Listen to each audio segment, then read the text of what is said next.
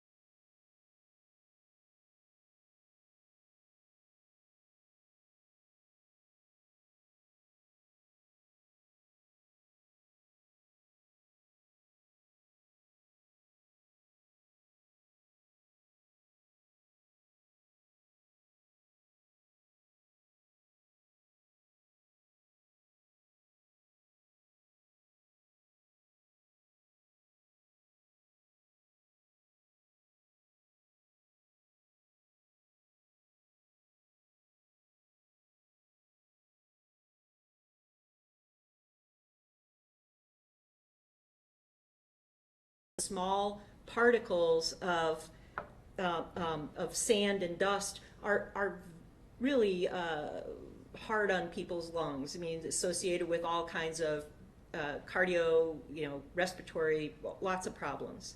So there isn't a standard like in workplaces. There's no standard in people's homes. So there are OSHA standards, so that if you're in a workplace and you've got a lawyer, you've got somebody who wants to fight for you, you actually have something to challenge. You have a standard that you can say you're not meeting the standard. But we don't have those standards for inside people's homes, even though you can extrapolate a lot of the information that we know from OSHA standards and industry.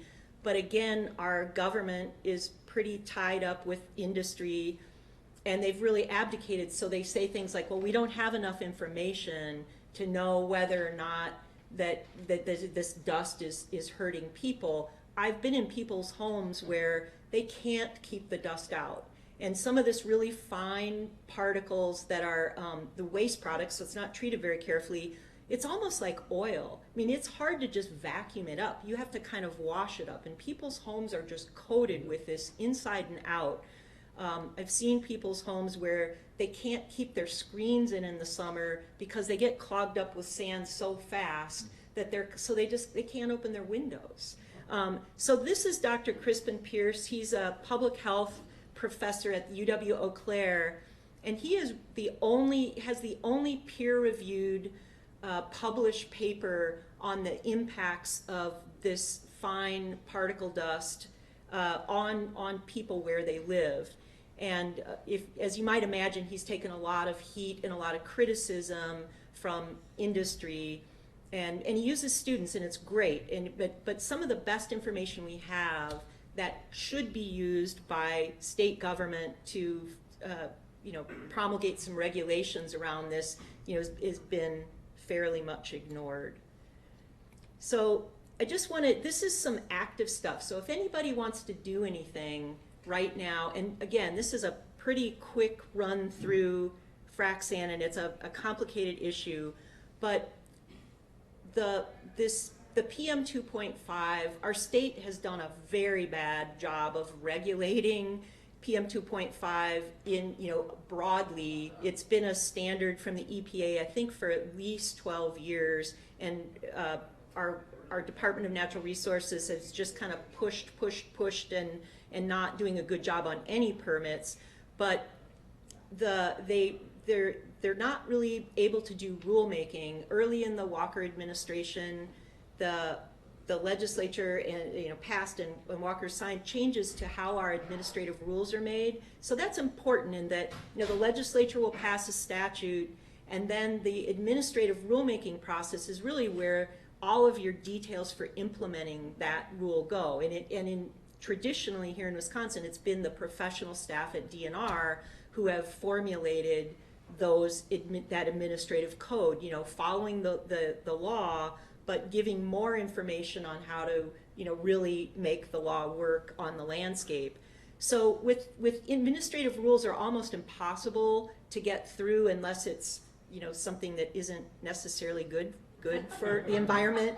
Well, that's kind of how it is. But so anyway, one of the things that the DNR has been doing the last several years is there's guidance. And I'm a former DNR employee, and guidance doesn't rise to the level of policy. It doesn't need to be approved by the Natural Resources Board. When I was in DNR, we used guidance just to help the statewide staff. You have people doing the same running the same programs all over the state. It was to help people be consistent and fair, and just be efficient at the programs, but be fair to the public, that we're treating everybody the same. So it's just not meant for regulation. It's not, it doesn't have the power of law at all. But there's been a lot of guidance. We can't keep up with it in our office. I mean, every week there's just more and more guidance churned out. But there was guidance put out for PM 2.5 that basically says that these frac sand sites, like some of those pictures, they're all over the place in western Wisconsin, and you think you're going to see a lot more of that, but that they don't even need permits, and that PM 2.5 just isn't an issue, which I think you have to really be deluded not to think that, but well, you do. And so that guidance it's been finalized now. And when the guidance came out, our office hired an air engineer to look at it and do a really, complete critique. The Ho-Chunk Nation, same thing. And we also brought the U.S. EPA in on this. EPA weighed in with all of us. We all pretty much had the same good science that matched, and they went ahead and finalized this guidance anyway. So we're very, very concerned about that, and how that an industry that already is doing very poorly on air quality, it is about to get worse. So we do have some legal strategies underway on that issue. Stay tuned. But there's there's kind of a trifecta thing going on here. So recently there was a study from the Wisconsin Institute for Health, which, anyway, it was something called a health impact analysis, which is a really fine tool for coming into a community. And it goes beyond, it's just very holistic. It looks at economics, social, health impacts, environmental impacts. It's a very, very good tool.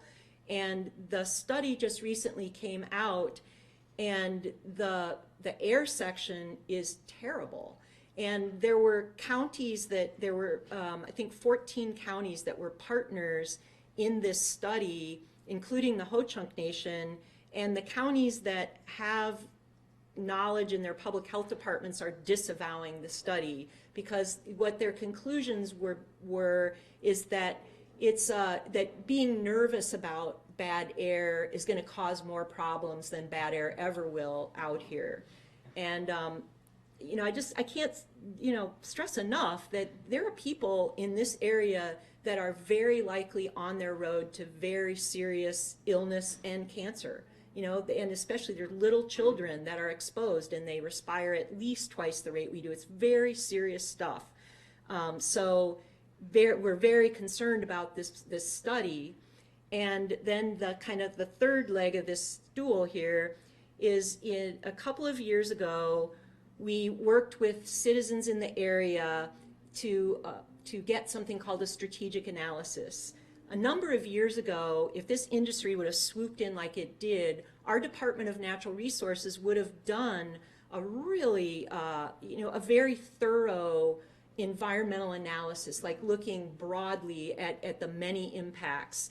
And, there's good men and women there, but they are really not allowed to do their jobs. But there was a little area of the law that we thought we could use, and we petitioned with over 1,100 citizens, petitioned the Citizen Natural Resource Board to direct the DNR staff to do a strategic analysis, which is supposed to be this comprehensive study. And I know they've been working on it, but what we're really concerned about, it's late coming out. It's supposed to come out maybe in May.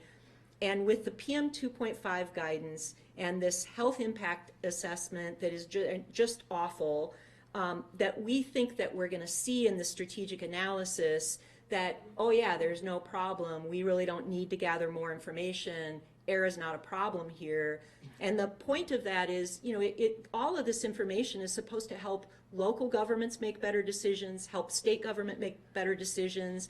And when there are these kinds of serious public health impacts, to not use good data, to not use good science is really bad. And it's probably an overused example, but this is Flint-like, that we know this stuff is dangerous, and we're kind of shoving it under the rug. So one of the things, keep watching. This strategic analysis is going to be coming out soon, and there will be a public comment period on the draft plan. So please watch that. And I think the last slide maybe has our website. We do have a lot of good information on the website, and you can follow. If there are things that you want to get involved in and do, you can also, there's a next slide with I'll put up my email address. But this is Robert Mann. He was the former director of the Ho-Chunk Nations. They called it the Heritage Preservation Department, but go figure, they put environmental work and public health work together in the same agency. Boy, does that make sense. And the Ho-Chunk Nation has been hit particularly hard here. Not only did they don't there are tribal lands, but they're very dispersed. So there are Ho-Chunk members all over in this area, and there are, you know, elder housing facilities for children that are impacted, you know, by especially by air, but there's many other problems.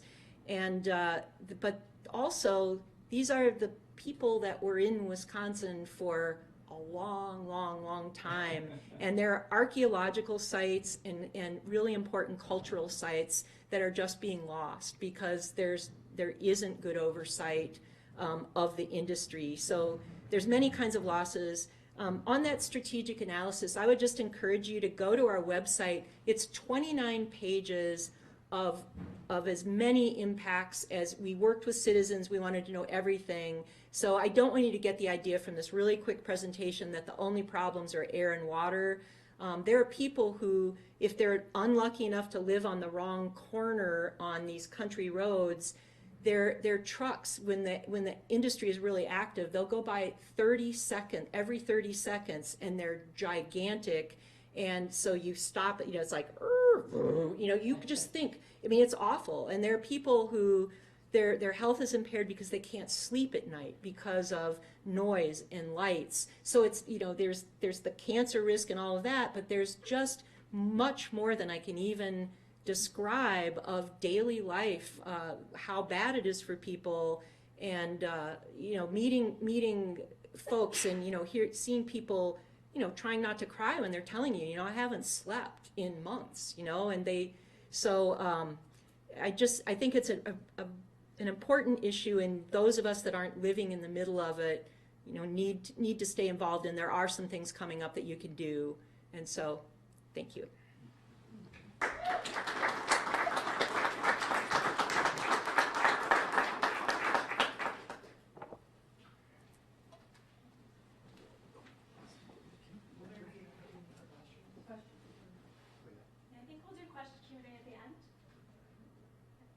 But if you'd like to entertain real quick, Get set up, that'd be great. Yeah, Sure. Kimberly, when you showed the rail lines, are those all existing rail lines? Yeah, mostly existing, but what's going on now is the spurs off to connect to those Yeah. rail lines. That's what is really active. You know, they're actively trying to secure those sites right now, and it gets complicated very fast because the jurisdiction, you know, the rails are kind of untouchable, it seems, and so citizens have to do a lot of work just to figure out who's making the decisions. I have to say, some of our congressional delegation have been very helpful in that regard, that citizens shouldn't have to spend, you know, days trying to figure out who's a decision maker. We should be able to find that out more easily. But yeah, it's And who's financing those spurs? the industry, oil and gas industry. So they can afford to do that, but we can't get a rapid rail system. One of the big companies in Enron Oil and Gas, EOG, in their first year of production made $3 billion. So, but they're externalizing their cost to us because, you know, they can't afford it. Okay. Well, the problem with rail is it's under the control of the federal government. Yeah, that's what I'm Well, wondering. not even that. I mean, it gets more complicated than just federal. Yeah, really quickly, yeah. The Wisconsin Institute for Health Study, who funded that? Well, it was, and I'll stop. That's fine. So, yeah, it's actually a bit of a shame. Robert Wood Johnson did a pass-through grant to Pew, and they've done so much good work on public health, both organizations. So I hope they're not happy with the result of the study. And one of the worst things of that study is that they don't clearly say we don't have enough information to draw any conclusions, and kind of put it out there is good enough for guidance for local government. Will they at least send psychologists to the affected counties? What is the Wisconsin Institute for Health? Well, ask me that when Brooke is, when we're all done, so I don't want to eat into his time. That's, But it's a good question. but actually, well, first of all, I want to say, Kimberly, thank you for your presentation, and it's really eye-opening. And Ted, you don't mind me doing this, but I think if there are any ways that we can help your work and advocacy, we'd love to Yeah, you help. already So have, but yeah. thank you. So it's really nice to be here tonight at the University of Wisconsin, and I thank you for coming out to the program. I'm Brooke Lanker. I'm the Executive Director of Frac Tracker Alliance, and if you're not familiar with us, we are a national nonprofit that studies, maps, and communicates the risks of oil and gas development to protect the planet and to support the renewable energy transformation. And so my talk versus my colleague Ted's talk is going to be a broad brush of just some of the many impacts associated with oil and gas development. But Ted's going to dive deeper into some of the, I think, most germane things right now to Wisconsin, especially sand mining. So anyway, I just wanted to start by saying that, you know, we've had drilling with us in this country for almost 200 years, but never before has the footprint of extraction and the intensity of it been so extreme. And that's sort of the backdrop to what you're going to see. So I wanted to start with an image of a well pad, and this one happens to be in Pennsylvania, where I'm from. And but this is fairly typical of what we see in various shale formations around the country. So this is a Marcellus shale well pad. As you can see, it's about 5 acres in size. This one was carved out of the state forest. Here we're in the drilling phase, but if this was the actual fracking phase of production, the well pad would be covered with diesel pumps, tank trucks, containers, and it would be a beehive of activity. So the point I guess I want to make by looking at this picture is that this is a heavy industrial process. And it's not nice to live next to. No. It's certainly not nice to be in the forest recreating when this is nearby. So imagine the lights, the noise. Also, of course, keep in mind that all the materials that go into this process have to get there, and all the waste that's produced has to be taken out. So you're talking about hundreds and hundreds of truck trips, heavy trucks, and some of the issues that Kimberly mentioned. So again, this is the drilling phase. So here they're drilling one well, but they're probably going to eventually drill 6, 10, or more wells per pad. They're drilling here in the Marcellus Shale, they're drilling down about 7,500 feet, about 1.5 miles. The laterals, the horizontal legs of that well, will go out anywhere from 0.5 mile to 1 mile or more. And of course, they're going to push down about 5 million gallons of water for every well on this pad, and they're going to mix it with thousands of gallons of very noxious, toxic chemicals. Not to mention all the sand, and Ted's going to talk more about that. But so you get the idea, and that's why I went impressed by this image. And I think you understand the process in general, which I sort of just alluded to, but it's all about cracking that rock under about 10,000 pounds per square inch of pressure and liberating, in this case, natural gas, but it could also be oil. And this is where the fracking problem actually began. Yeah, there's some famous cases like in Dimick, Pennsylvania, sure.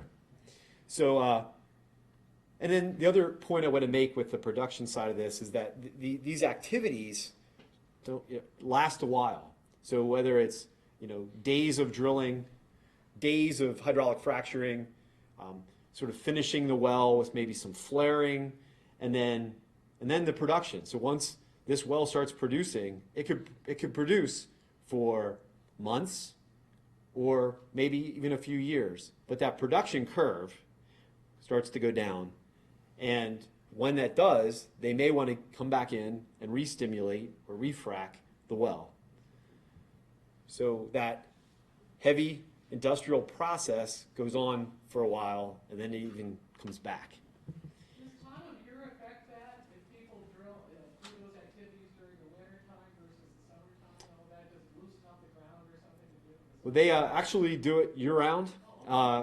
Even in the coldest weather, it doesn't matter. I mean, I'm sure there are some finer points of production that are somewhat affected, but yeah, it's constant. It's really based more on the economics of what's going on. And right now, of course, is a slow time in the industry, but they're still permitting wells at a lesser rate. But the activity does go on at some level. So I just wanted to talk briefly about the chemicals that are used in the cocktails, and they call them cocktails, preferred by the different industries. So collectively, there are over 1,000 different chemical constituents used in hydraulic fracturing. And the majority of those have undetermined toxicity due to insufficient information. The ones that researchers do know a lot about find that many of those components are related to reproductive and developmental health problems. So despite industry characterization sometimes that this is a fairly safe process, it's pretty disingenuous when you look at the ingredients. So another way to look at this is on the far right. That's a list from Wikipedia of fracturing fluids. So that's just part of the A's. So imagine this list could kind of roll out like a carpet down the room. Anyway, and again, I want to stress something that I think is really important, is that they used to say in some of the ads that it's only 1%, only 1% of this mixture has any kind of chemicals in it, but 1% of 5 million gallons is 50,000 gallons. So you're still talking about a lot of bad stuff in that mix. So I talked about the footprint, and here's a way to look at it. This is a map that shows drilling in America today, where we have an estate of 1.8 million active oil and gas wells. That's both the conventional variety and also the unconventional, which typically means hydraulically fractured, but there are other processes that are used too, things like acidization, enhanced oil recovery, and some other things. But 1.8 million active oil and gas wells. And of course, the darker shaded states are where drilling is the heaviest, including Pennsylvania, which is now one of the leading natural gas producers in the world in just a relatively short amount of time. So another way to look at this footprint is to look at the drill out in Pennsylvania. So this boom really got started around 2005, and then it really started to ramp up. So you can see what the footprint looks like. This is just unconventional drilling, and this is largely, but not exclusively, but largely in the Marcellus Shale. So just to give you a sense of what that means. So we have about 10,000 unconventional wells in Pennsylvania now, and I believe about 17,000 permitted. Does New York still have a ban? Yes. So in talking about the impacts, I like to show this word art because it begins to capture the universe of impacts associated with this activity. And Kim alluded to some of them, and Ted's going to talk about a few of them in greater detail, but you get the idea. There's all sorts of things happening, and many of which we don't know the full extent. So I'm going to talk about a few of them. I'm going to talk briefly about air pollution, because most of the health studies that have been done, the many health studies, have shown a correlation with health problems, mostly to air contaminants, more so than even water contaminants. So air is sort of one of the really big concerns, and especially if you live close to the activity. So this is what it's like to live next to that activity. So these are photos taken in the gas fields of West Virginia, specifically, I believe, in Wetzel County, which is a heavily drilled county. And what these photos capture are the visible air pollution, let alone what we can see, at every phase of development of the well pad. So I don't have them all memorized, but actually if you go to our website, you can scroll over these and it tells you what's going on. But in the lower left-hand corner, they're clearing the land for well pad development, and all kinds of particulate matter is released in the combustion. In the lower right-hand corner, I believe they're actually in the fracturing phase, so you can see all the diesel emissions coming off the site. In the upper, in the middle top, you see what I believe is they're adding sand, and so there's a lot of airborne silica dust, and we know the hazards that poses. So you get the idea, whether it's truck dust or just the diesel at the well pad, it's really nasty. And again, if you live next to it, that's when you're at most risk. So another way to look at air pollution is this photo, which I think kind of a picture paints 1,000 words. So this photo was taken, I took this photo from, I'm not making this up, Panorama Park. I'm at Panorama Park, and I'm looking out over the 10,000 oil wells in the Kern River oil field just outside of Bakersfield, California. And when you're standing there, you can see the air pollution, you can taste it, you can smell it, you can feel it in the back of your throat, you begin to get a headache. And again, I want to pose the question, what would it be like to live near this all the time? And secondly, what was I breathing when I was standing there? Was it toluene, benzene, particulates, VOCs, carbon monoxide, and probably a little bit of all of the above? But of course, we're really concerned about water, because water is something we can't live without, clean water. And surface water impacts do occur. They happen very often. So whether it's failed erosion and sedimentation controls, from the land disturbance that comes in a wide variety of forms, to failed pits, spills, leaks, illegal discharges. To put this into perspective, again, I'm going to draw on a lot of Pennsylvania data because it's where I'm from. But in 2014, there was a spill associated with this industry 3 out of every 4 days. And I should mention, I used to have a slide in here, but I was trying to shorten it a little bit. But there are over 5,000 notices of violation have been issued to this industry operating in Pennsylvania of all sorts of environmental violations. So another way to look at the water problem is to think about what's happening below the ground, and that's a great concern because most rural Pennsylvanians live on well water, and we have very lax well water standards in Pennsylvania. Yet an environmental or investigative journalism group called Public Herald did extensive file reviews and right-to-know requests to the Pennsylvania DEP and spent a lot of time in regional offices combing the files. And what they found through their rigorous work was that since the drilling boom began in Pennsylvania, in the unconventional boom in 2005, there have been 2,309 water complaints to DEP where basically homeowners said, something happened to my water when they started drilling near me. So this is a bigger number than anyone imagined, and they expect to continue to find new cases in their work. But I want to point out that even when the industry says, hydraulic fracturing has never caused well contamination, and they fight that vigorously, the DEP itself has said that 260 cases, they've been willing to issue determination letters and assign blame to the water problem. They've acknowledged the problem and assigned blame to the energy company in 260 cases. And I expect that number will go up as well. So communication, so to speak, happens below the surface. All the means of that are probably varied. Sometimes the groundwater contamination comes from surface spills, but certainly there's methane migration happening at times. A lot of that is probably related to failed well casings, cracks in the cement, but other contaminants get in as well. So I think it's interesting that this industry introduced us to a new term, induced seismicity, which means anthropogenic earthquakes. And this is, I think, just unbelievable, really, is that the new earthquake capital of the world is Oklahoma, USA. So Oklahoma, prior to 2009, averaged 2 earthquakes per year. Since 2009, Oklahoma averages 2 earthquakes per day.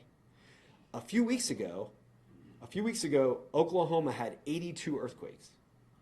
So the ground is literally shaking out there in the Sooner State, and of course most of this induced seismicity related to this industry is from injection wells. It's from the tremendous volume of waste that's being produced, and then being pushed down injection wells, and then under the right circumstances, you have maybe an old fault line, and it basically sort of gets lubricated, and you get earth movement. So does fracking cause earthquakes? Well, studies have shown that in some circumstances it does. Usually they're smaller scale compared to the earthquakes being induced by injection well activity, some of which are greater than 5.0 on the Richter scale. And property damage does occur at times. So I just want to touch on the issue of community impacts, because Kim alluded to some of this related to sand mining. But again, think about living in a place where the drilling is very heavy, and having to see things like this every day. So whether it's wide loads on your roads, whether it's road damage, whether it's frequent accidents, runaway trucks, illegal discharges, dust. And you don't think about dust. I just want to tell a quick story about dust, because I think it's just fascinating, the impacts it can have. And one of them was, we were talking to farmers in Bradford County, Pennsylvania, and it was just this small farm, and they grew berries. And I didn't realize that raspberries can't be washed. That you have to take them right off the vine and package them for market. And so when the dust settles on the raspberries, the crop's ruined. And so this guy and his wife had their crop ruined. So there's little things that really can add up too. But we're not talking necessarily about little things. I mean, living with this every day is a health hazard, and it's also does put you under stress, which can lead to other health problems. So I just want to point out that, imagine this one too. The lower row, the middle picture, is showing a blocked public road. So they're staging equipment at a well pad, and a private company is blocking a public road, and people can't get home, or they can't get to where they're going, and they have to go out of their way. And if you're in rural West Virginia, that out of the way could be 10 miles on your trip. So imagine that stress and frustration with those kinds of activities.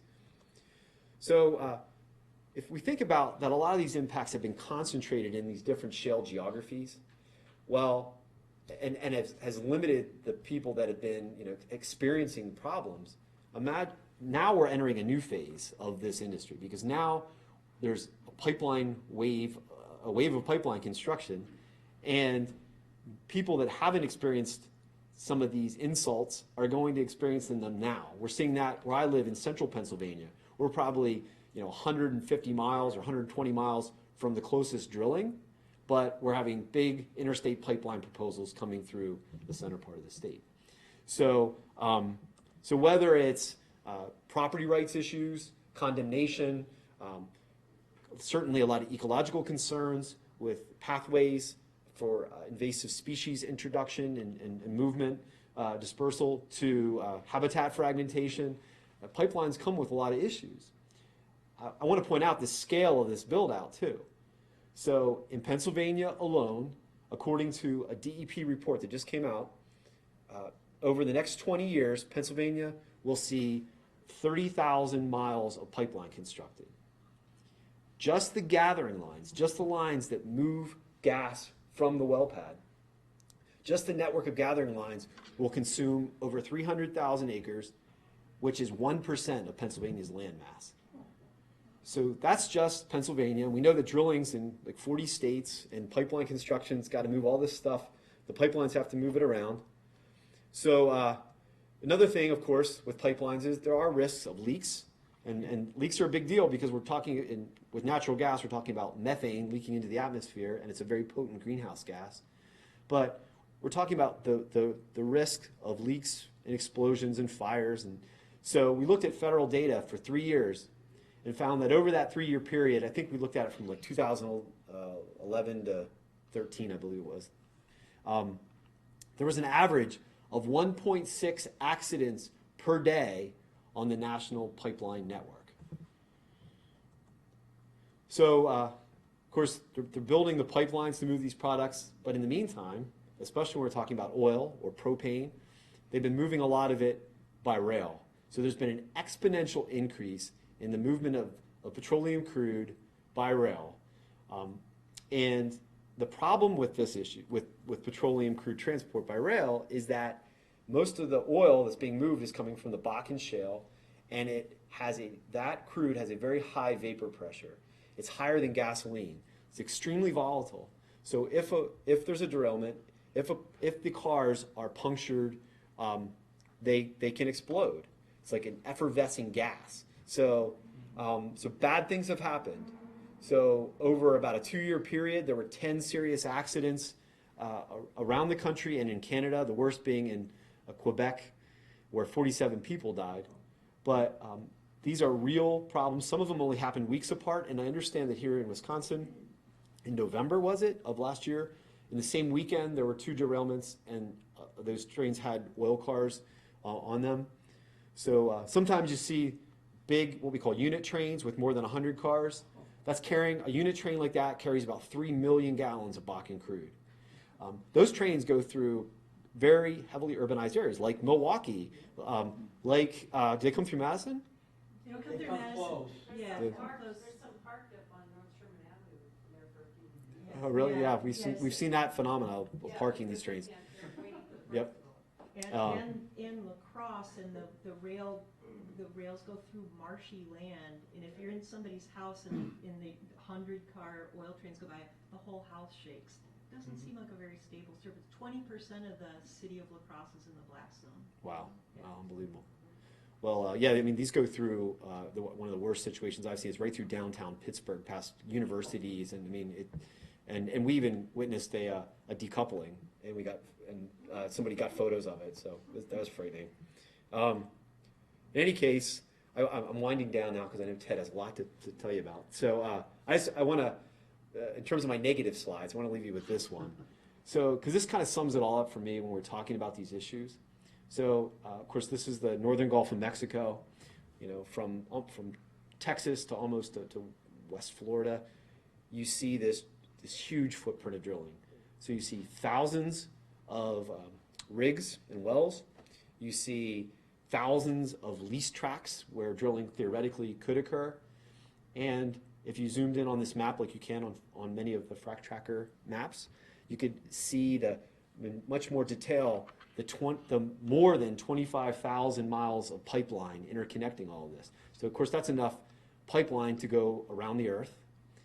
And it kind of underscores for me this question of, well, what are we doing to our planet?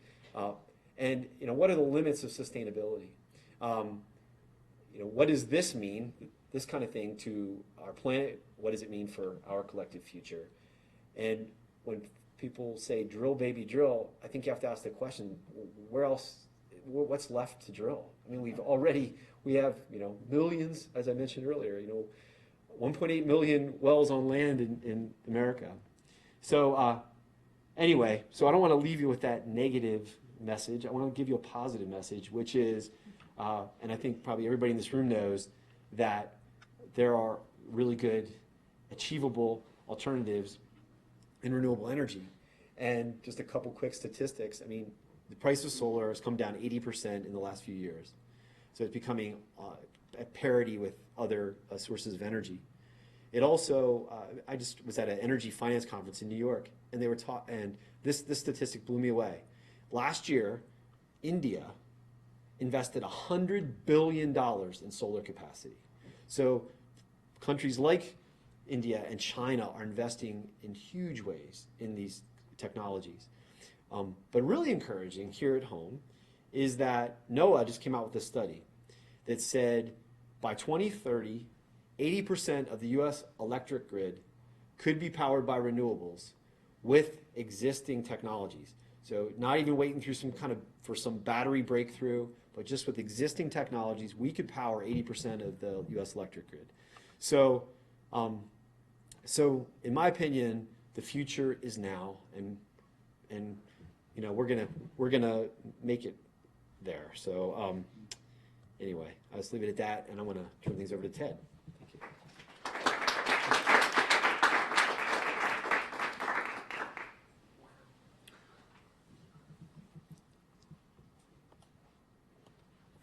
Thank you. While he's setting up, who put out that study of 2030 with 80%?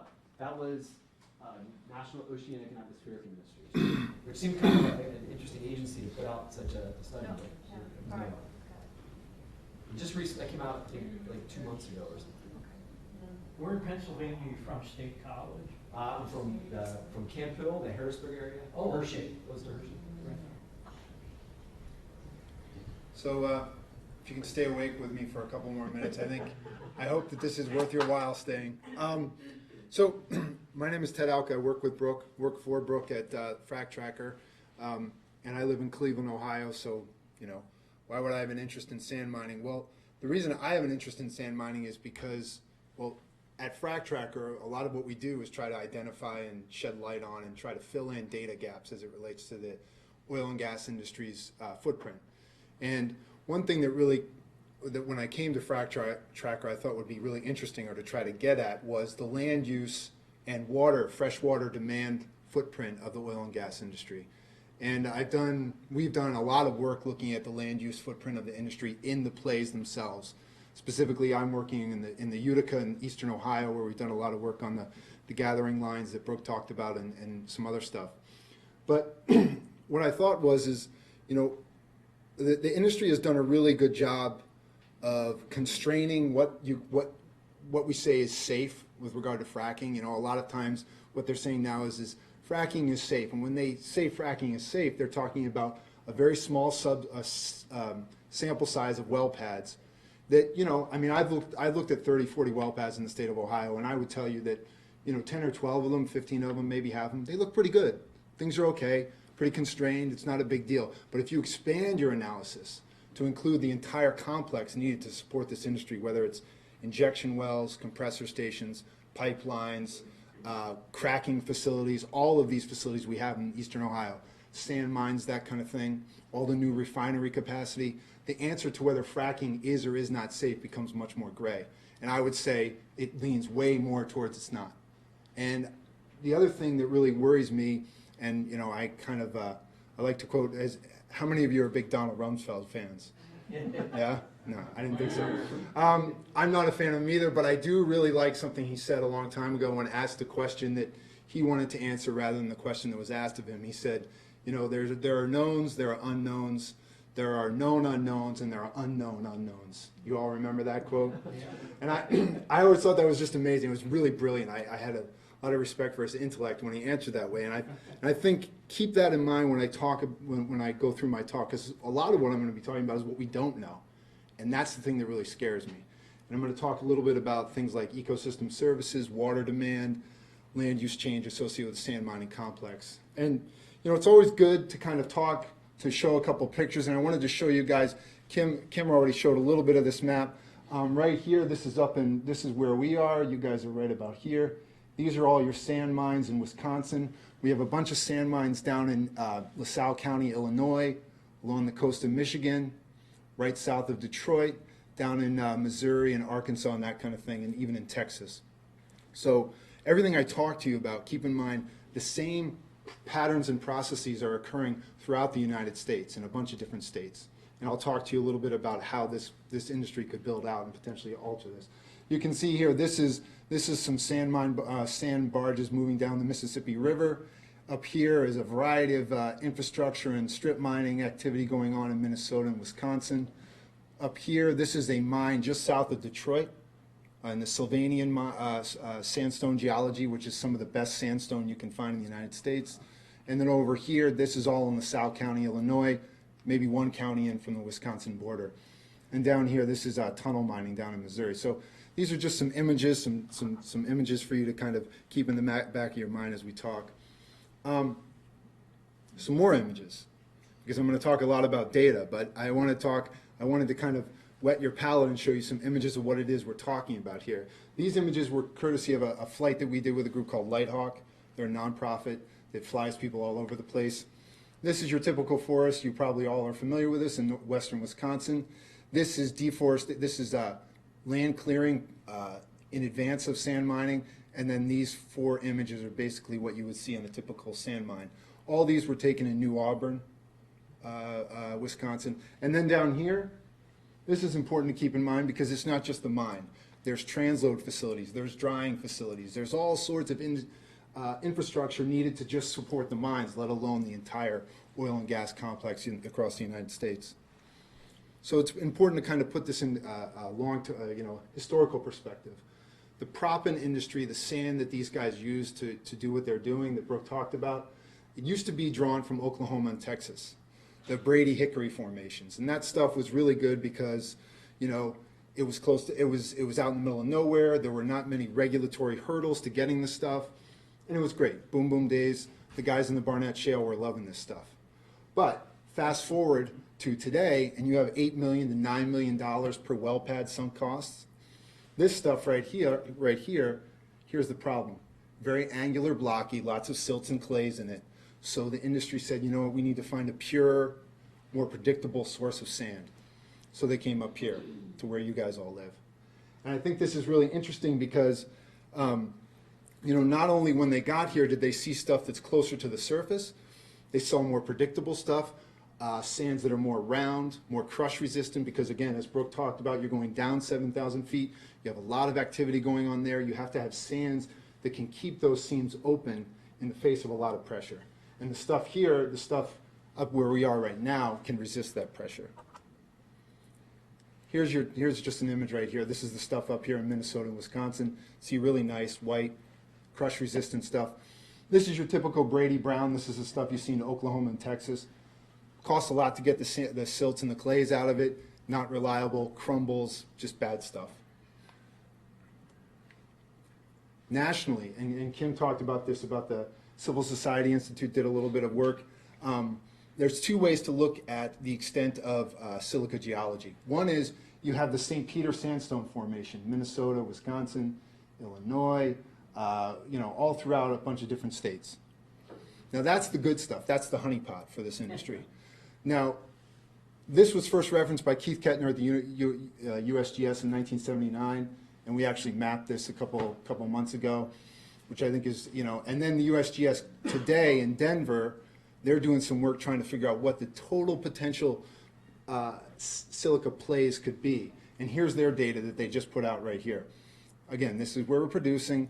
We could produce down here in Ohio, Pennsylvania, West Virginia, and a couple of other places. All this other stuff requires a lot of reworking, a lot of secondary and tertiary operations going on, resin coating, lots of costs. The stuff you guys have here, close to the surface, just good stuff. So whether these guys go around here, who knows? But so another reason that I was drawn to this issue is because as a graduate student at Virginia Tech, I did some work on strip mines, and the technique that we're using, or that they're using, is strip mining by anyone's measure. And you can see here, well, I should tell you what we're looking at. This is the Unimin facility in Ottawa, Minnesota.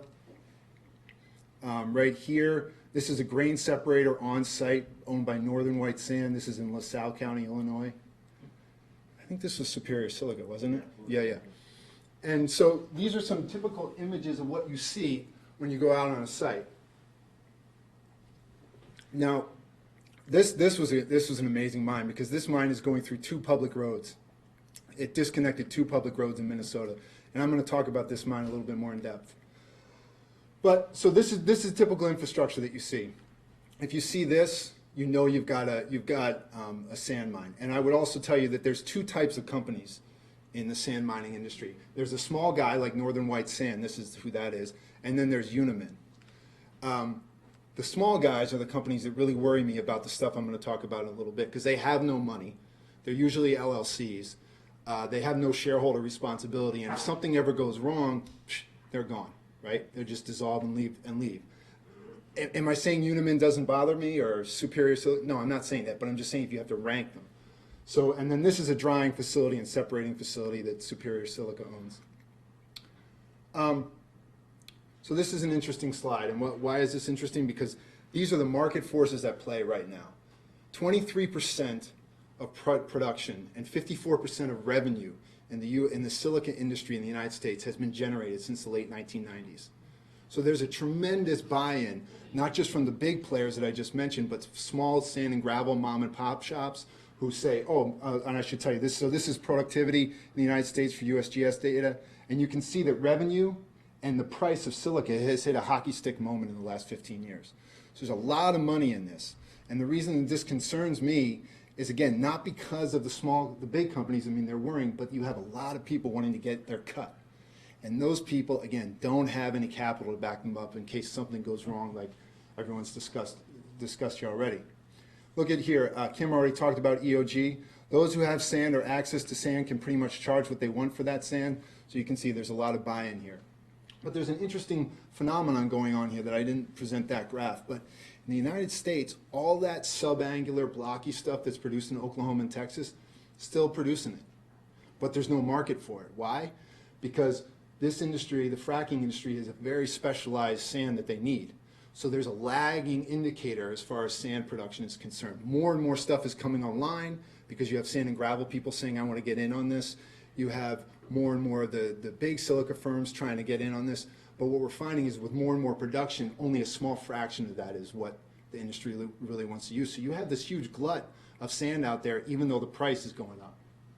So some interesting forces at play. I think this is a really interesting slide because this kind of gives you a sense for the forces at play in the demand side of the equation, right? So one of the big unknowns here is, to quote Donald Rumsfeld, one of the big unknowns is how is this stuff moving, right? We know it's moving by rail, and I'll talk a little bit about that. We know, but at what rate and to where, right? We don't know those numbers. And we also don't know, for example, here in Wisconsin, what your mines are producing. Because the USGS receives this data per mine, but they can't share it with the public or with researchers because, as they would say, this is voluntarily submitted to us. If we share it with you, then we won't get the data submitted to us. So they have a sense for production on a statewide basis, but they're not going to give us any data at the county level, and they're sure as hell not going to give us any data for mines. So that is a big problem because if we want to predict out long term when oil, bounces back, I'm assuming it will bounce back. We're in this lull period right now. When it does bounce back, what does that mean for the landscape being altered? But we can't know that if we don't know how much these mines are producing. So that is a big gap. But you can see here's some numbers. 4,200 to 5,000 tons per lateral in Ohio of proppant is being used. That's up from 230 tons in 230 tons in 2000. The potential for 8,000 ton laterals in the state of Ohio very soon. What do you mean by per lateral? So the lateral Brooke described is so that we're going down 7,000 feet, then we go out the fracking. That's a lateral. On a given well pad, you have anywhere between 3 and 6 of those wells. Okay, so we're talking about per lateral basis. In West Virginia, you're talking about 3,300 to 3,500 tons of sand per lateral. And why is this important? For a couple of reasons. One is, in Ohio, we were permitting about 55 wells per month during the go-go days. We're now down to about 34. I don't know what Pennsylvania is or West Virginia, but we're way down. But the industry does not even need to go back up to the 55 permits per month because their demand for resources on a per well basis is going up so much that they don't even need to get back there to exceed their current demand. So this is very concerning to me because this will have profound effects on the landscape in Wisconsin. And you can see here, so I wrote here 8 to 9% per year sand mine or sand demand is increasing. And I highlighted that number because that is from data that we had accumulated as of the beginning of last year. And one of my interns just updated that data, and I'm going to present to you that same number with the updated figures. It's going to blow you away. So laterals, right, the laterals we just talked about, they're increasing by about 50 to 55 feet per quarter. The average mine proposal here in Wisconsin and in Minnesota is increasing.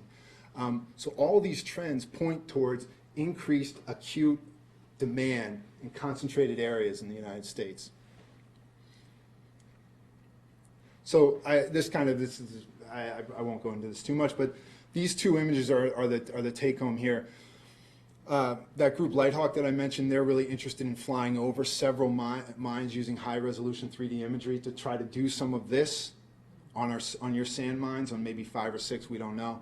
But they want to do that because they see not knowing the production as a big problem.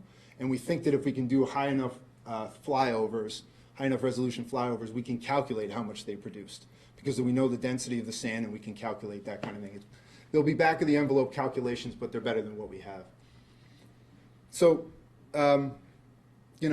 we don't know production. So what do we have to do? Well, we have to use land clearance as a proxy for production. That's the best we can do right now. So we've done that for a bunch of mines throughout the United States, and I'm going to kind of present you guys some of that data. So the Badger Atlas Resin Facility in Springfield, Wisconsin, it's a very large mine. Prior to the boom days of the oil and gas industry, 1998 to 2010, that mine was clearing at a rate of 2.7 acres per month. Since the boom and the fracking boom in North Dakota and elsewhere, jumped up to 5.0 acres per month. So clearance of land has really skyrocketed in recent years. Fairmont's Taylor Mine in Menominee, 0.3 acres prior to the big boom. Now they're at about 4.2 acres per month they're clearing. So you are seeing orders of magnitude shifts in land clearance. Has that slowed down? Yeah, it slowed way down. But what I'm saying is that all those forces from a demand side perspective that I just presented a couple slides ago tell me that when they do come back, they're going to come back with a boom, with a vengeance. Preferred Sands Facility. Let me backtrack here. Fairmont's interesting because I live in Cleveland, and they are a very large publicly traded firm, and it looks like they might divest from the sand mining industry, which is, I think, a good thing. And the reason I say could be a bad thing is because it depends on who buys their assets. Because if some of these small mom and pops buy their assets, we're in a world of hurt, or Menominee will be in a world of hurt. Preferred Sands, 0.6 acres prior to, 3.2 acres per month since. So you can see this has really been a hockey stick phase in growth of sand mining. Preferred Sands in Woodbury, Minnesota, 20 miles east of Minneapolis. You can see this mine if you're driving into Minneapolis from here. It's right off on your left when you hit the town of Woodbury, the exit for Woodbury. You'd see it right there. I just find this one interesting because this is in a very high population density area. It was clearing about 1.1 acres per month before 2009 and 1.4 acres since. So you can see orders of magnitude changes in land clearance. This is basically just a couple slides on what we don't know. We have very little data on the transport mechanisms, barge, trains, trucks. There's some ways to get at that, but it's just so very difficult to figure out the way that this stuff is going, the flow mechanisms. You can see here, this is a map of what I call the, invoking Dwight D. Eisenhower, the hydrocarbon industrial complex. So you can see we're up here, sand mines up here, and they're feeding all these plays, right? So this is a mine, this is an interactive mine that we've created a map, the silica sand mining complex right here. I'm pretty happy with this, and this is an ongoing effort to map all the infrastructure, all the land use clearance, and a variety of other components of the sand mining industry, and you can open that on our website. So this is what we know about where the stuff is going. We know arrows.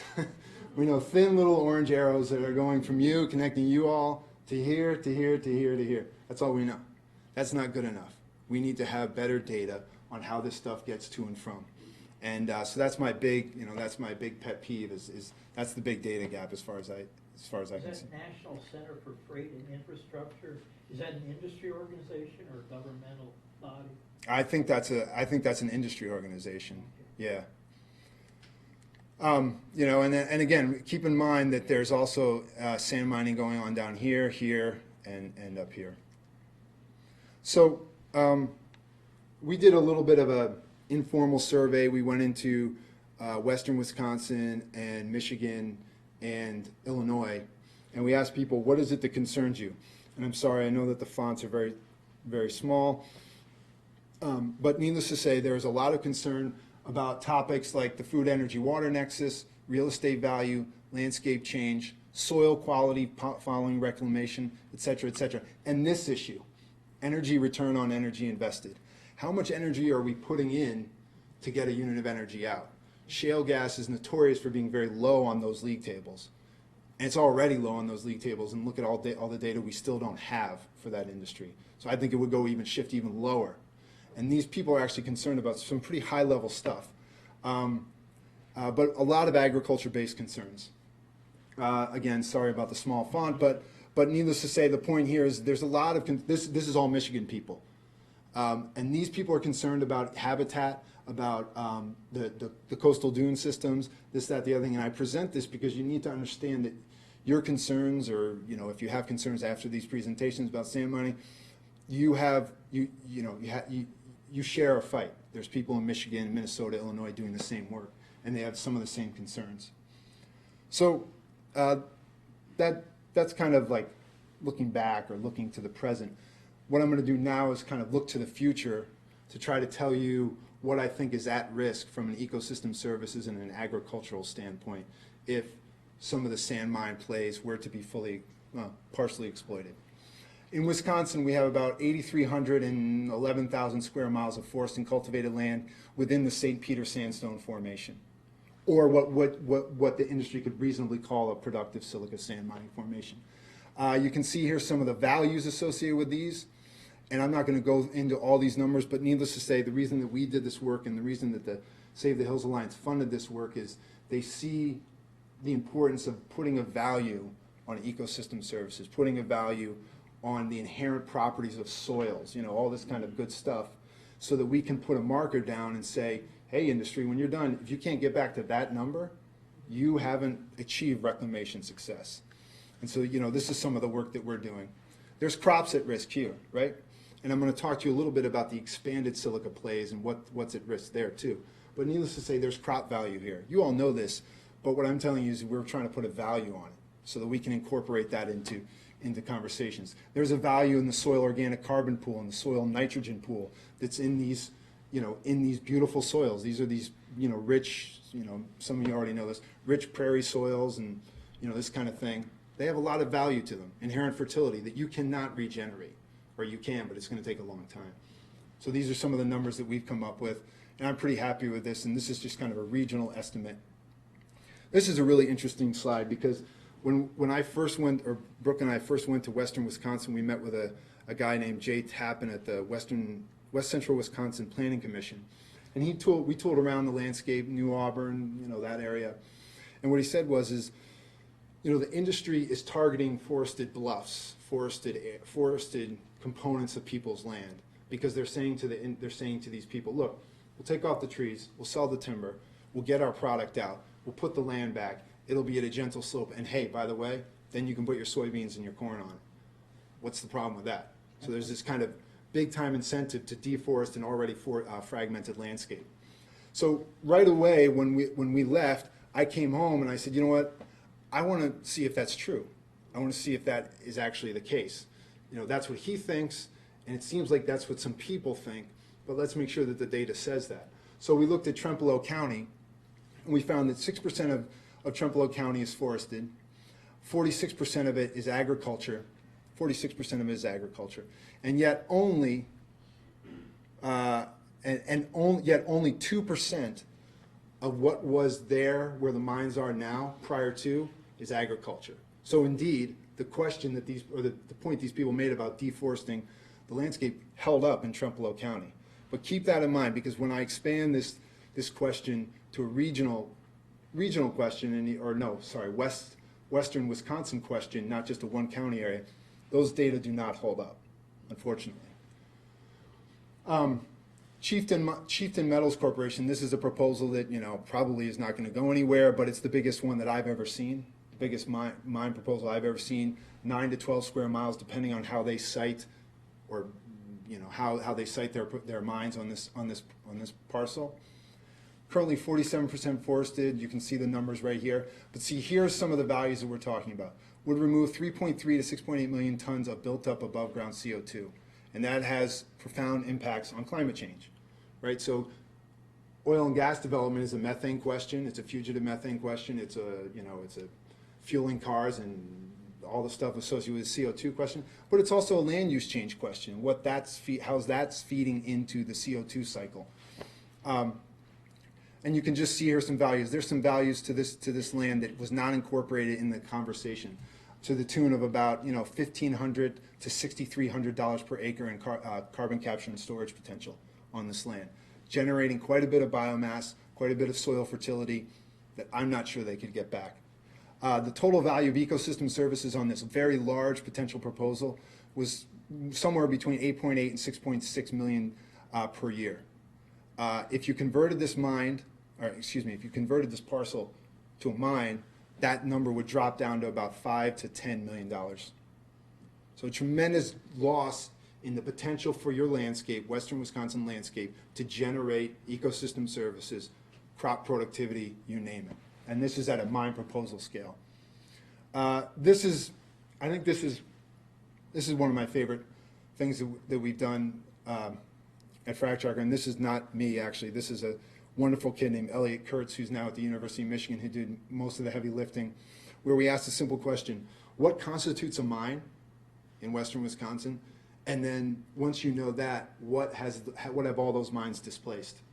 So we looked at 78 silica mines across Western Wisconsin, and this was all due to Save the Hills Alliance gave us some money to do this work. This number is now at about 83, so we're almost there to all the active mines. We've done almost all of them. But the point here is 1,100 acres of forest has been cleared and 3,700 acres of cropland.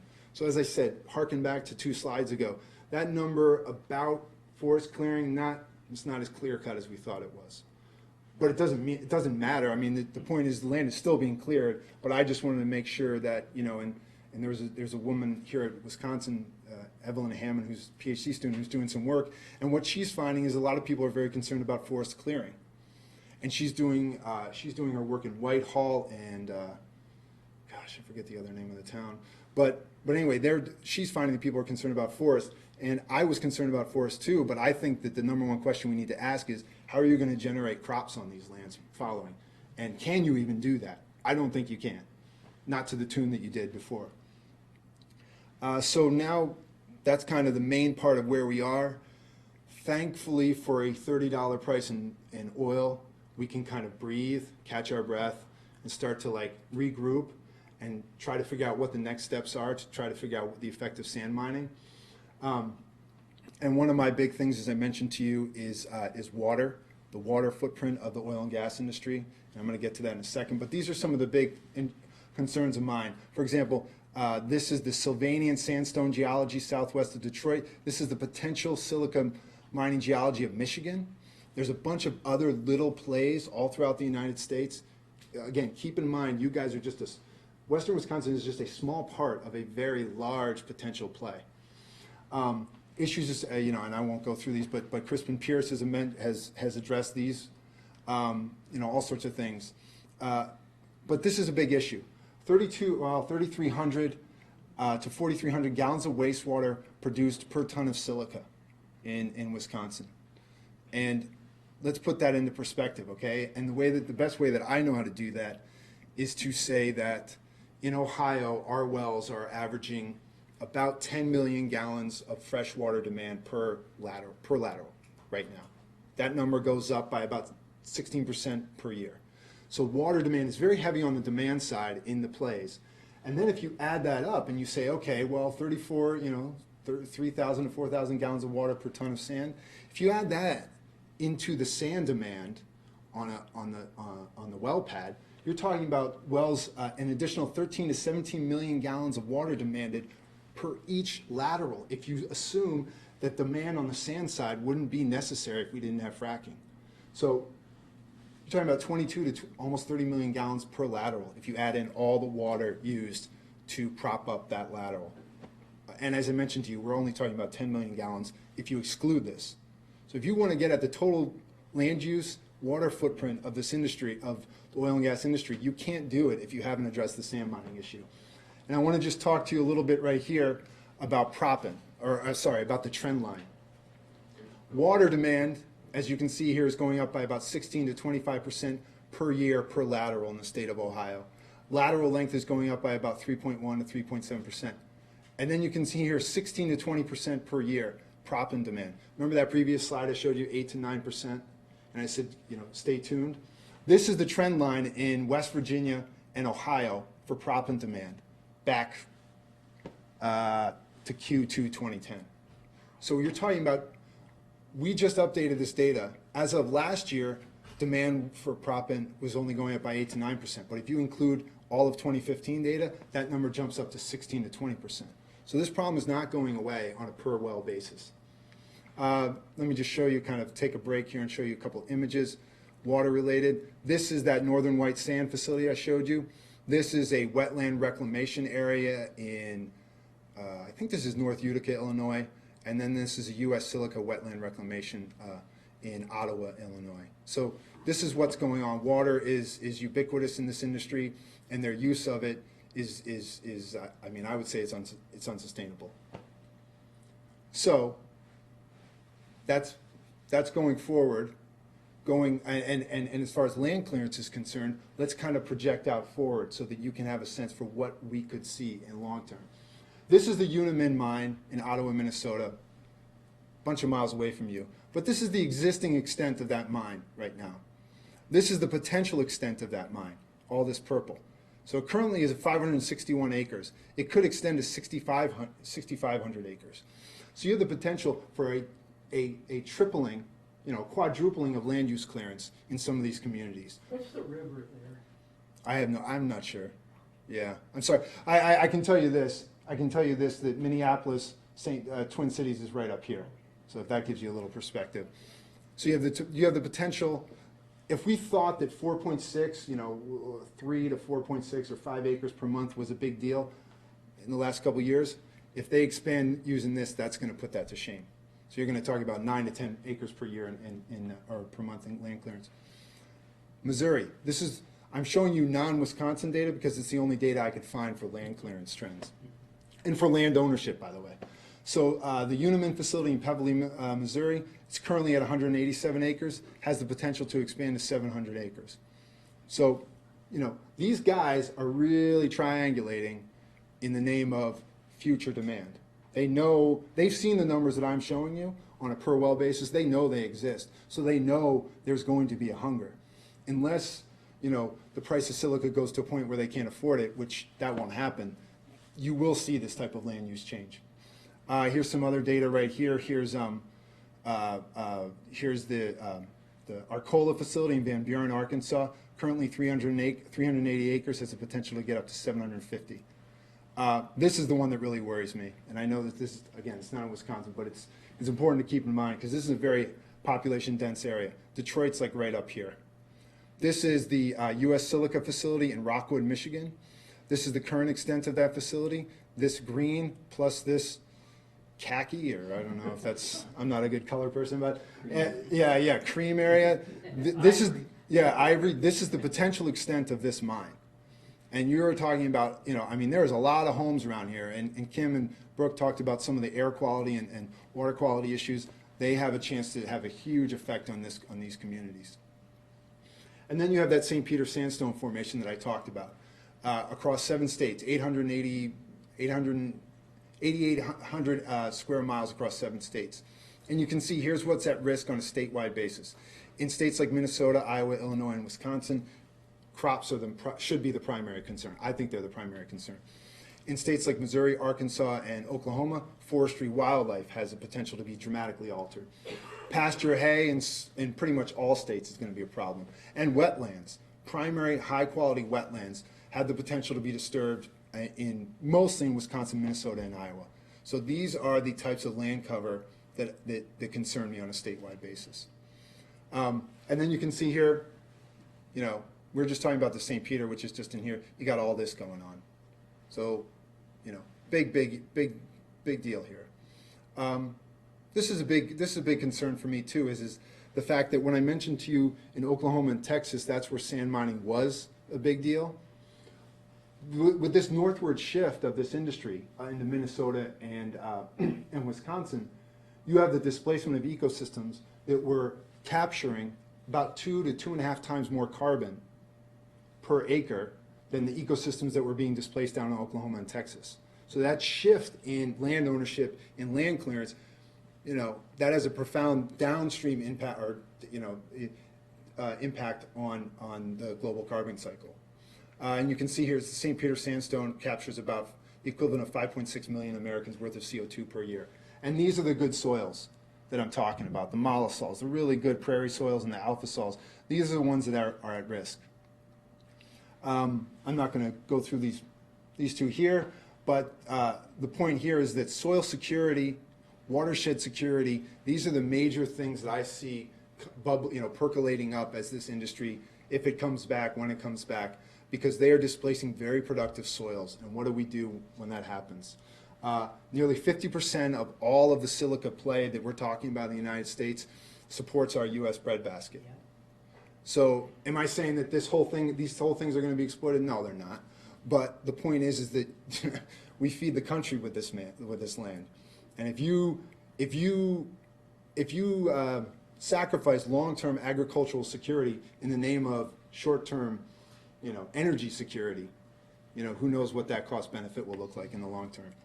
A couple more things, and then I'll let you go. Is in Michigan, the concerns are mostly, and I'm just showing Michigan because that's where I've done a lot of my other work. In Michigan, the concerns are all about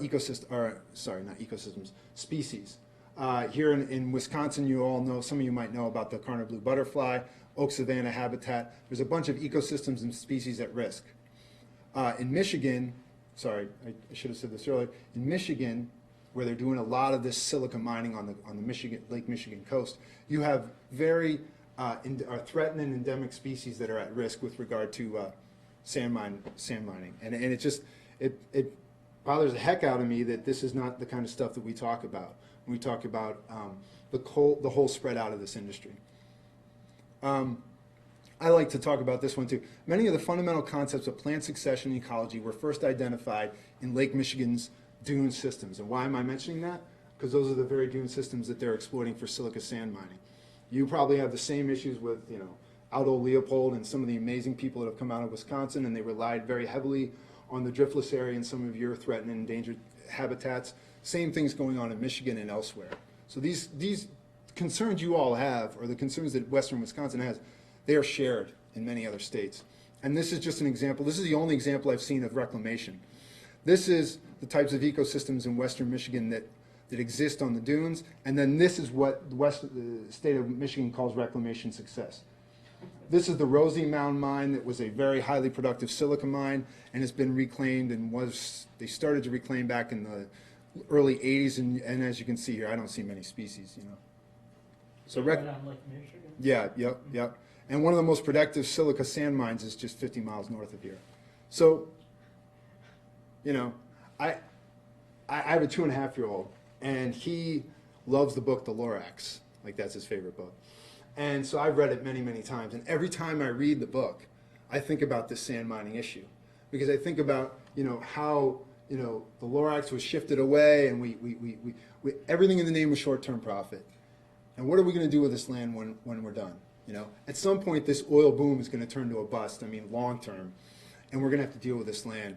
And, hopefully the Lorax offers us some caveats and some ways to deal with that. But this is how I'll leave you.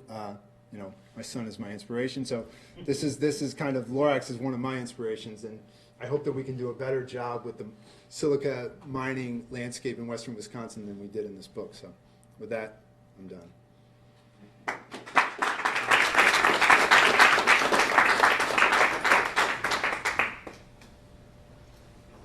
Questions for anyone? Yeah, I was going to make a comment. Pennsylvania already has a problem, at least northeast Pennsylvania, where I think there's coal mines that are still burning, and there's no way they can put them out. They just burn, they give off an eerie glow at night. So that's going to combine with this other issue of fracking there. So, they're going to have more problems.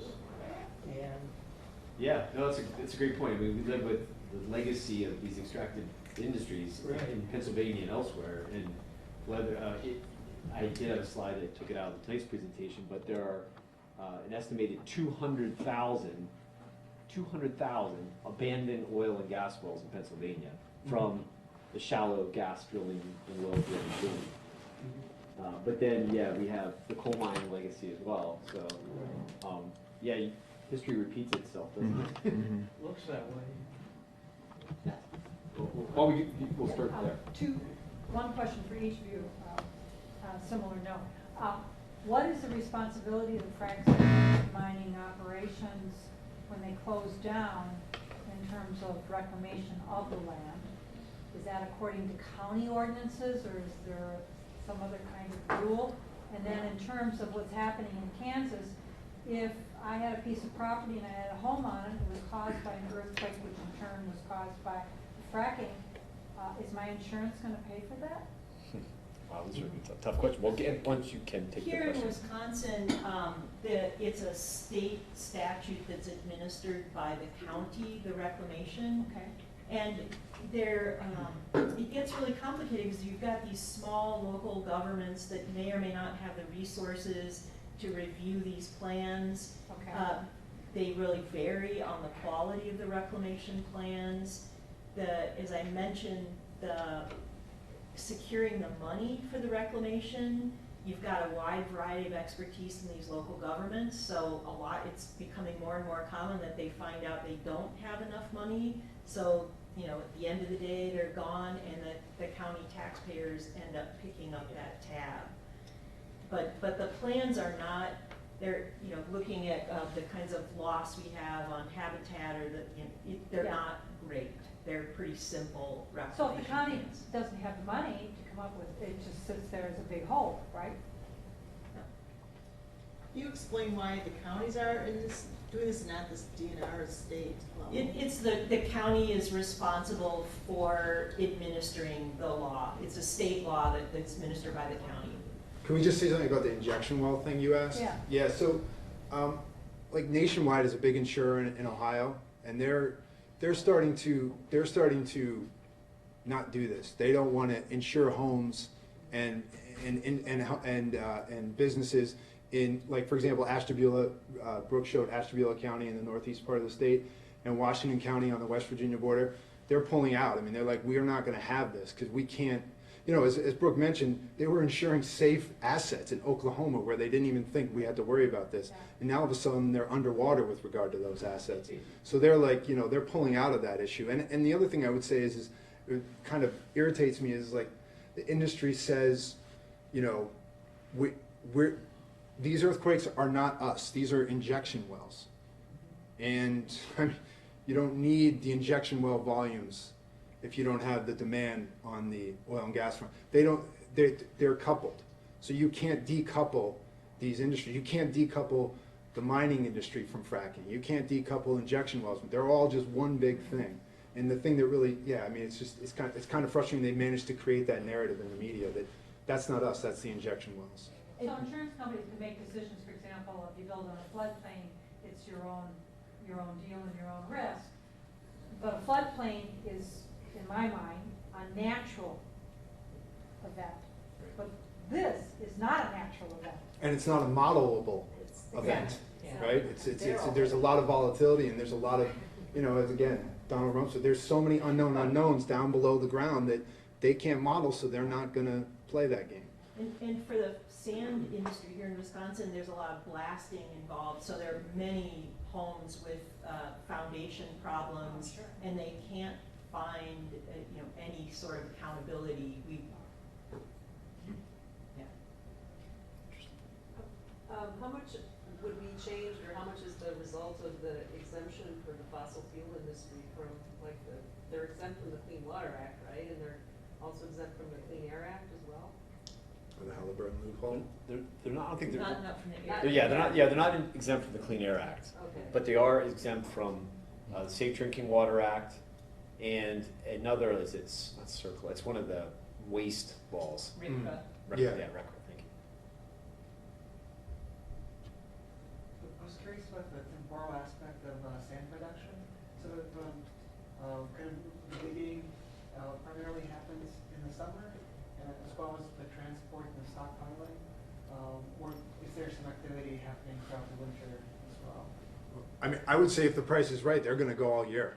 But, I mean, the price is not right now. I mean, if you go to the Minnesota mines or the Illinois mines, if you go there in the winter and there's 3 inches of snow, they're not gonna be doing it because the cost benefit doesn't make sense.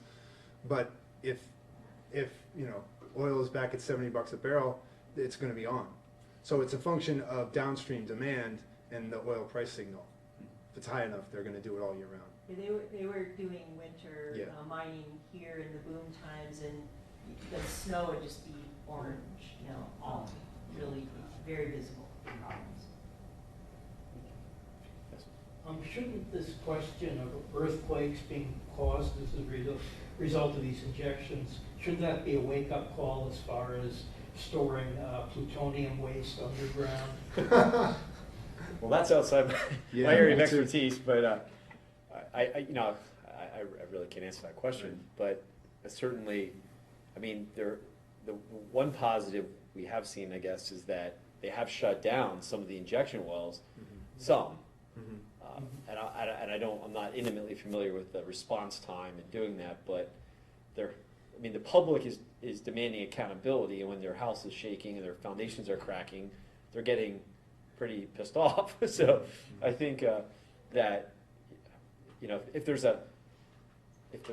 such thing as a bright side to these impacts, it's that it's mobilizing more people, whether it's pipelines or earthquakes or anything else, that there's a big negative to this very dirty industry in the broadest sense. And so I think it will hasten, I hope, our transition to renewable energy, which will benefit us all in so many ways. Yeah, let me just say one quick thing, and I can only speak to Ohio because that's where I live, but if you ask Ohioans, depending on the day, how they feel about fracking, probably 60% of support, plus or minus 4 or 5%. But if you ask them how they feel about disposing of injection waste or drill cuttings, the solid stuff that comes out of these wells, which can be very radioactive, and we've just all talked about the injection well issues. If you ask them how they feel about that, you're talking about 90% opposition. So if you really want to talk about a bipartisan topic, and also, by the way, no one's getting rich. It's waste, the big waste management company, that company Waste Management, Right. and some, you know, small oil field services guys are getting rich off of waste disposal, but no one else is getting rich, and everyone else is incurring the costs. And I think, and the other thing is talked about plutonium is there's a woman in Columbus who always says, if we accurately measured what's in this waste, the liquid and the solid, there's only 3 places in the country that this, she uses one word, stuff should be disposed of. It's like, you know, I don't know these places, but like Utah, arid environments, you know, radioactive facilities, because it can be very hazardous, yeah. But we're disposing of it in landfills, municipal landfills. Do we even know what's in it? Well, there's small sample size. I mean, Pennsylvania, USGS did some small, we just don't have a good spatial or temporal. Is it a trade secret that, you know, they wouldn't disclose what was in the fluid? Well, but you were talking about the radioactivity, though. Yeah, There's some only limited studies. Right. Pennsylvania did do Right. this DEP did a waste study, but it was it seems like it was pretty inadequate, and the findings were pretty spotty in it and so forth. But I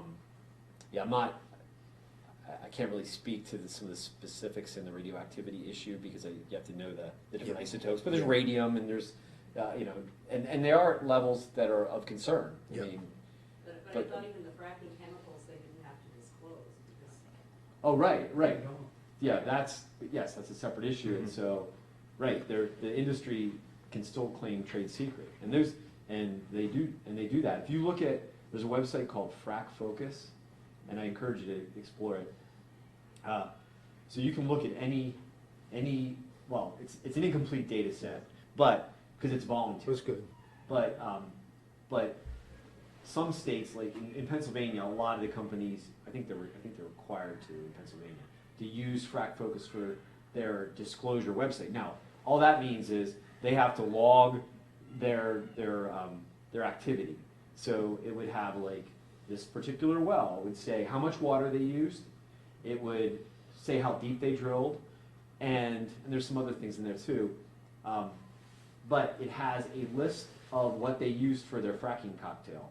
but you'll see a table, and it will say, you know, hydrochloric acid, and they do it in, they don't do it in gallons, Right, they do it percentage. in percentages, so you have to do the calculations to figure out gallons, which is something we can all identify with more, because you use percentages, and you're talking about, you know, this small decimal place, it doesn't seem like it's that bad, but it's still a huge amount. Yeah. So, so that's sort of disingenuous, but nonetheless, you'll see these tables, and it'll say, you know, hydrochloric acid, and it'll say, I forget what the term they use, but not disclosed. And so you'll find, not with every company, but with some, you'll see multiple ingredients that you don't know what they are.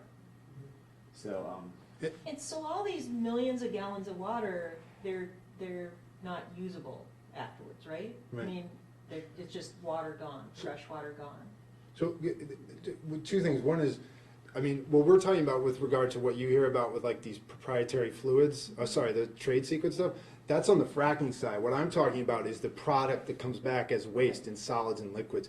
That is not, I mean, that's a different thing entirely. Now, the fact that we can't get data on that, or that, you know, there's limited studies on that, that's another problem altogether. But, we got to be clear that we're talking about stuff goes down and stuff comes up. And the radioactive stuff is they're going through 7,000 feet of rock. Somewhere in there, there's nasty stuff coming up. And we're talking about, 600 to 700 tons per lateral. Again, that number's going up. All these numbers are going from the bottom left to the top right in a kind of exponential fashion.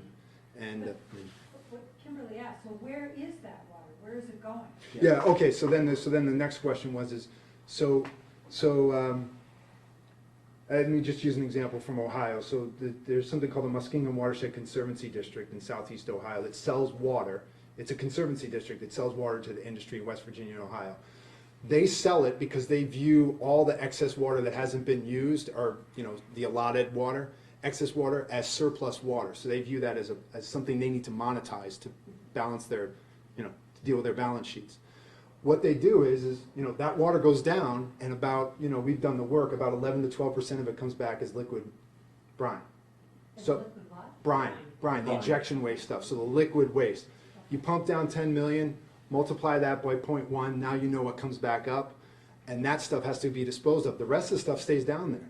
And the thing that really worries me, even with the sand and with the water, is this idea that we sell water so cheaply in Ohio. We haven't really incorporated the true cost. And the other thing is that the way that this conservancy district structured their pricing regime for this industry is basically they just cut and pasted from the way they sell it to you and me. Well, you and me, we affect water quality, no doubt about it, but we've never affected water quantity. And these guys are taking it out of the surface system, putting it down, never to be seen again. So how do you structure a pricing scheme like that for an industry that we've never seen? But the brine that comes out, what happens to the brine? Yeah, then I'm talking about Pennsylvania waste data. You talk about your Ohio waste data. Sorry. So Pennsylvania, which has a lot of drilling waste, it's pretty phenomenal. If you, I have a presentation with a chart that shows 6 months of drilling waste in Pennsylvania. So just looking at the liquid waste, not the drill cuttings, there was in the first half of 2015. So that's even a time when drilling was slowing. There was about a billion gallons of liquid waste coming from the industry in Pennsylvania. That's one state, that's 6 months of production, that's a billion gallons of liquid waste. So where does the billion gallons go? The waste chart, sort of charting the path of waste, it went to about 8 different states. Some as far away as Idaho. Oh, really? Yeah. And Is it getting trucked? yeah. And so think about the carbon footprint of that. To add that in. But 8 different states, but most of it is going to injection wells in Ted's state. Thanks. In Ohio. So if you're on This is why you don't like Interstate 70 in southwest Pennsylvania, you just see white tank trucks going by that say brine. And brine to me is sort of disingenuous too. So it is brine. It's very salty. It brings That's how up you make your turkey, right? Yeah. Brings up all the salt from deep in the earth. So it is very salty, saltier than seawater. But with that saltiness is a lot of other stuff too. So it is whatever was down in the earth, the radioactivity, potentially obviously some of the original fracking fluids they'd be still potentially part of that mix. And so that stew comes back up and it has to be disposed of. And they do some of the companies are doing some reuse, but there's still this big net waste disposal that needs to happen. And another thing I like to point out, and it might be slightly different from the data you presented, Ted, is that, and you've looked at this more granularly than I have, but just looking at various studies, there's variability between formation in terms of how much water is put down and how much comes back up. Right. And it can be this big range, which is very strange to me, but it can be anywhere from like 20 to 80%. So this is what I like to think about. So either you're sequestering, in other words, if only 20% comes back up, then you just sequestered 80% of that enormous volume of water that you just used. So you just, it's entombed, it's wasted, whatever. If it's the other way around, then you have even more, this tremendous volume of waste coming back up. Right. And either way, it's an ugly equation. It just depends which resource you're talking about and which place is going to be impacted from that. But I like to tell too, I just mentioned, we didn't really talk a lot about, started to talk about water use in these laterals, but Ted has a great graphic that I use in my presentations that shows different companies drilling in the Utica Shale in Ohio. And one of them, well, they're all using a lot of water, and you said that's going up all the time. But like that company was using 10, 11 million gallons of water per well. And to put that into perspective, that's 16 Olympic-sized swimming pools of water. So one well was using 16 Olympic-sized swimming pools of water. So anyway, again, how does this math work out in the end? Well, yeah, how's that sustainable? That's a great point. And like, so if you look at the math, if you look at a well pad, if you look at a typical well pad and you put out all the costs on a well pad basis, right? Labor, capital, all that junk, it all goes into a well pad. Who knows what it is, but somewhere between 7.5 to 9 million. The cost that this industry spends on their primary resources, water, sand, and then waste product, amount to about 2% of total costs. So what do they care? I mean, it's a rounding error for their major input. So they don't care, and they're also only getting charged $4.25 per 1,000 gallons to use this stuff. And it just amazes me that the economics of water is so screwed up in this country. Mm-hmm. And if we could get our head around that, and water and waste, maybe this industry would curb. But right now, there's no incentive for them to do this, and they don't. I mean, they bank on low input costs. Their business models are predicated on low input, non-unionized labor costs. I mean, and if they had either of those go away, I've heard stories from North Dakota that sometimes they pay them per load to dispose of the wastewater, right. and they're supposed to go inject it into a different aquifer than the one they took it out of, and sometimes they don't bother going that far because if they just dump it in a ditch somewhere, they can go back and get another load. Oh, there's no doubt that there's arbitrage going on where you kind of like, you go to a well pad and you say, I'll charge you X per gallon to take this off your site. And I will get charged X to dispose of it at this site. And somewhere in between there's a lot of rural roads. Yeah. And you can, like that, Just open the valve. Yeah. Well, and you see this exponential growth in this industry, and at the same time, government, employees' oversight is gone down. Yeah. So we're just going in the wrong direction. So water use for the frac sand mines here in the state isn't obviously to that level, but are we starting to see with some of the size of these sand mines, are we starting to see high capacity well impacts? They're farmers in the community? cones of depression, they're wells that go dry, yep. I've got one more problem to raise, is if you don't have enough already. What about the question of areas that are underlain by karst landforms? And the problem there being that polluted water can travel immense distances once it gets underground. Yeah, again, I'm going to use Ohio as a case study. The western side of the state is all karst, so there's been a lot of talk about injection wells on the western side of the state. There's the old Rockefeller wells on the western side of the state. There's talk of using enhanced oil recovery on the western side of the state. But what there isn't talk of is that. what you just mentioned, that we have karst geology all over the friggin' place. And, you know, it's like, it's a big problem. It's a big problem. And also these injection wells, I mean, let's call it what it is. These injection wells were never meant to handle this the volume and capacity which they're being kind of pressured to do right now. I mean, these are old mom and pop wells, and now they're taking in millions, billions of gallons, as Brooke just said. So.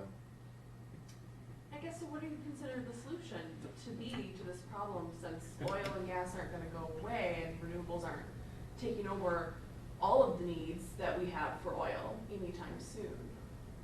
Is it more regulation? I think it's a lot of things Yeah, it's together. I probably mean, a I lot, think yeah. it's up to us to be pushing for more renewables, and, you know, our state is kind of flatlined. We should be pushing for, you know, a higher, our renewable energy standard, the percentage of energy. But yeah, regulation, I mean, we're ruining our water among other things, and we don't have any more of it. And Ted State's they're trying to push through a bill to well, they already have a moratorium on the renewable energy portfolio, and they want to extend it for more years. So at a time when we're seeing these very obvious impacts of climate change, they want to just delay and prevent any further, and that's happening in other places too. Yeah. There's so much more we could be doing with renewables. I mean, we're doing a lot despite these political impediments and lack of incentives in the cases. So certainly that. Better regulation is absolutely needed. I mean, you could break this down a lot of ways. But just thinking about inspectors. You're talking about the number of wells, and you're probably talking about, I have no idea, you know, I'm sure there's few mine inspectors and There's one DNR staff person. That sounds for about frac right. sand For all the frac in sand Wisconsin. That sounds good. That's enough. yeah. And the recently elected administration in Pennsylvania, they talked about one of their goals was to hire more inspectors, but the budget rose and the really ugly budget process, they didn't get any more inspectors. So that I know of. So you know, there's a lot more we can do in oversight, in weaning off of these fuels, and if we did transition as much of our economy to renewables as possible, I mean, yeah, there's still a need, I'm sure, at some level for some of these materials, but we certainly have the capacity to produce, probably in a safer way, the remaining needs we would have. So. And I think it's really important to see regulation as the way to bring in some of these externalized costs, all the things all of us are taking up. I mean, that's the point of government and regulation, is to, you know, make them keep it in their own pocket. Yeah, I would say one more thing is just, I mean, it's not sexy at all, but I mean, a more holistic price on waste and water, you know, like actually pricing water. I mean, there's been a lot of talk in, you know, in the ecosystem service kind of, you know, academic world about how we price water. You know, so if we could get it to $30 per 1,000 gallons in Ohio, I think we would see that, we would bend that cost, you know, bend that curve back down, which would be really nice. And then the other thing is, like Brooke said, some people, there's a group called Policy Matters Ohio, which is talking about inspectors in Ohio, and they're saying coupling the number of inspectors to the number of permits, right? So like you talk about coupling the minimum wage to inflation, same thing, coupling it to that, so it's not just a fixed number that the industry can outstrip rapidly. So those are some ideas. I mean, and the other, one more thing is there's a group in Boston called Ceres, which advises large pension funds, divestment and more responsible investment. Exactly. I mean, that's like, if you can get CalPERS, you know, the California Pension Fund or the New York Pension Fund to, I gotta not use words that I wanna use, if you can get them to more responsibly invest their capital, you would move the needle. I mean, those are the only people these for-profit, these publicly traded guys listen to, is the pension funds, because they have so much money invested in them. Yeah, and I think we were talking a little bit before people got here, you just can't forget the power that we all have. I mean, the first Earth Day is how we got the environmental laws that we have, is ordinary people like all of us, just, you know, enough is enough. You know, we have a lot of power, and we need to manage up with our government. And I think, you know, a forum like this is really important. You know, and that's a lot of the Earth Day, you know, the teaching, people just sharing information. But I think we just underestimate our own power too much. And all of these little groups I work with in Western Wisconsin, maybe you look at one group and you don't think much, but there's a lot of them and they're not gonna go away and they'll get bigger and bigger. So, we have a big responsibility here as citizens too, I think. And I would maybe add, so something that I always thought was really exciting when thinking about these mining issues was just restoration potential. Because restoration does, as they talked about often, it's sort of a secondary thought, and we ran out of money, oops, but there is potential to, at least to some degree, try to repair these so that the issues that we have in the short term aren't all issues that we have indefinitely, like there is a little bit we could be doing or requiring. Yeah, I would like to agree with you about the fact that we should be using the time now as a breather for expanding or increasing the proportion of renewable energy and reducing the dependence on fossil fuels. But my faith in human nature is such that I don't think that there is going to be a hell of a lot of impetus until gas reaches $4 again, because that's the only time there seems to be any flurry of concern. Yeah, I mean, I shouldn't. Actually, again, I don't want to be the old guy in the room, but in the 70s, when in the Carter administration, just through tax incentives, it was amazing what people were willing to do, taking on solar and wind. In Wisconsin, we were a real leader, during that time in developing new technologies. So I'm cynical, but I actually think people are willing to do the right thing and want to do the right thing when we give them some incentives. Well, that was the time when fights were breaking out in lines at gas stations too. Yeah. Now they're breaking out. I just had a question. You were talking quite a bit about soil degradation to the extent where they were even planning on decreasing slopes. Yeah. And currently, what do they do with the soil that's removed? Well, so we were talking, or no, we weren't talking about this. I was talking about this with someone else. You're supposed to partition topsoil, Yes. right? Yeah. I mean. Yeah, but when I was a graduate student in strip mines, you're supposed to partition topsoil with the strip mines too. But again, with the small companies, even some of the large companies, that's a good way to cut costs, is to not do that and to just throw the stuff hodgepodge all over the place and just throw it back. So in theory, I have seen that Woodbury mine I mentioned to you in Minneapolis, or sorry, just east of Minneapolis. That's an example from what I've seen of that being done right. You can see all the organic matter, all this good stuff's over here, and it's going to be put back over there, and it seems like they did it the right way. But all those mines in Illinois that I talked about, hopefully, maybe we'll see some good ones on Friday when we go to see Wisconsin mines, but the ones I've seen in Michigan, none of that happens. You just have this admixture of stuff thrown over here, and then they put it back and they compact the heck out of it. And there is no, so even though if you partition, the A horizon, the organic rich, if the mine is open for 15 years, that's still going to degrade. There's nothing about that in anybody's laws, right? Oh, no, you're way ahead of that. Yeah, no, that's way too high level for them. But didn't we, I remember, you've been studying this more than I have, but when we visited some of the Superior Silica stuff, they talked about the staging, yes. and they staged the reclamation too, right? Right. So it is supposed to be done incrementally. Right. So mine, reclaim, reclaim. Oh. So if we can get them to do that, that's one step. Yeah, if you could at the very least have topsoil where it's separate from everything else, that would be a good idea. So we were just given notice that our time in the room is up, so any last thoughts? Yes, or yeah. Kimberly, I wanted to thank you for thank you. I joining think us we have a tonight. lot to talk about. Yeah, we do. Yeah. And I want to thank. Your presentation is on your website? Not specifically, but we have. Wisconsin Eye is here. Yeah, Wisconsin Eye is going to have this available. We're going to share the link on wisconbio.org, the Wisconsin chapter of SCT's website. Because there's a lot of statistics in there. and Yeah. A lot of people think that this is like on its way out, basically, but obviously it's not. So. Would you say the website? Yeah. It's wisconbio, wisconbio.org.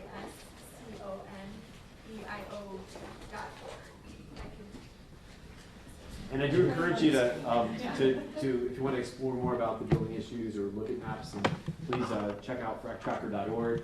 And I want to thank Caitlin for all her work too in coordinating this. And so anyway, thanks very much for coming tonight. Really appreciate it. Is your website linked to all the different groups that you mentioned in the presentation? Yes, it is. Well, Or in the post that will, not directly, but in the post that we'll have about this event, we'll have the links to all the websites. Awesome. Okay, good. Yeah, we're going to do the same too. We're going to blog and hyperlink everything. Tweet. Oh yeah. We're supposed to tweet tonight. Ah, Sam wanted to Sam's tweet. gonna be mad. She's focused on the logo right now. We were busy talking. Couldn't tweet. I mean, I've seen it was actually, yes,